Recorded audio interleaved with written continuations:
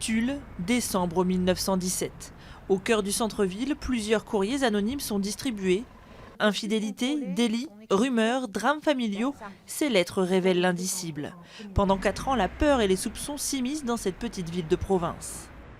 On a un corpus de 110 documents, 110 lettres anonymes, donc ça c'est pas toujours le cas, qui sont parfaitement conservés. Graphiquement, c'est toujours intéressant.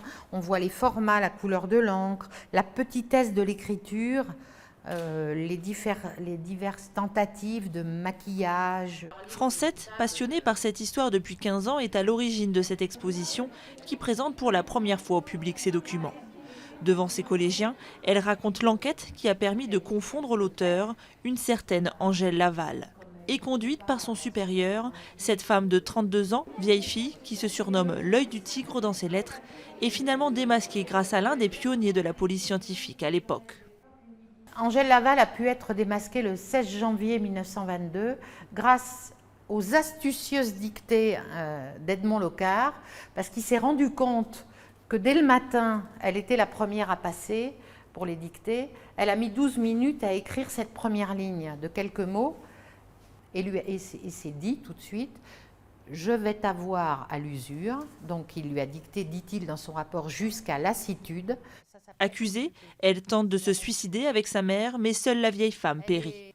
Pendant son procès, couvert par toute la presse nationale de l'époque, Angèle Laval, toute vêtue de noir, nie tout. Comparée à un oiseau funèbre par un journaliste, son histoire fut source d'inspiration 20 ans plus tard pour le cinéaste Henri-Georges Clouzot qui décide d'appeler son film Le Corbeau. C'est elle le corbeau! C'est faux! C'est ignoble! C'est vous qui avez mis la lettre! Moi? Après le succès du film, l'expression « corbeau » pour désigner un anonymographe entre alors dans le langage courant.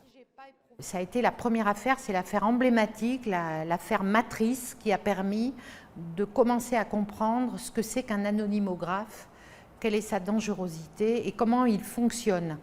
Et 100 ans plus tard, cette histoire trouve une nouvelle résonance chez ce jeune public accro à Internet. Et c'est très important de sensibiliser les collégiens à cette question, puisqu'avec les réseaux sociaux, il y a un danger permanent, quotidien, d'échange de messages malveillants, sans forcément la conscience du danger que ça représente. Condamnée à seulement 1 mois de prison avec sursis et une faible amende, Angèle Laval a fini sa vie recluse dans son petit appartement au centre de Tulle.